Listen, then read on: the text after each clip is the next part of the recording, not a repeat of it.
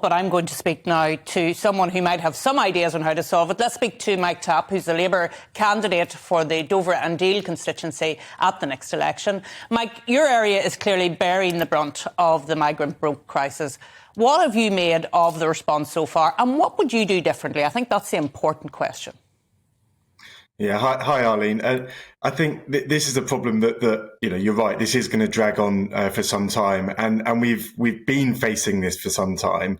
We've now seen really the result of 12 years of complete Conservative failure.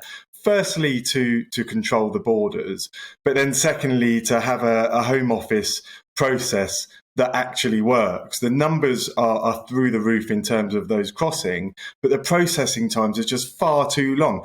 We're seeing people in the system for years waiting for an answer. So no decisions are being made. So those that need that help aren't getting it, and those that shouldn't be here aren't being returned. And the Labour Party, what we would do is effectively bring in policy that actually works. So not just headline grabbing gimmicks like Rwanda and pulling the Navy into our operations when they should be hunting Russian submarines. Instead, we'd introduce a new National Crime Agency cell, which would be funded to solely look at this issue and get on top of the crime gangs, essentially making it their sole job, working with the French upstream so that we can reduce the numbers of those crossing. It'll be difficult to get it to zero, by the way, but then also speeding up those processing times so that we can give help to those that need it and deport those that shouldn't be here.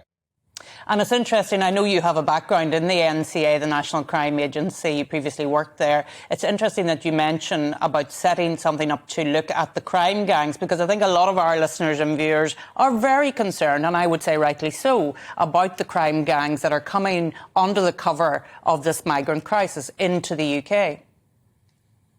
Absolutely. And we're seeing, people who are quite desperate being exploited by these evil criminals. So we do need to dedicate our resources to getting on top of that and smashing those crime gangs. And, we don't just have to focus on enforcement and stats and how many people we're putting into prison. We can fund intelligence cells to get ahead of the game and effectively disrupt their operations. I won't go into exactly how we can do that because I wouldn't want to give the game away, but there's a hell of a lot we can do. But the Conservatives just continue to fail, and all they want to do is push gimmicks at the public, and I think people are fed up of that now.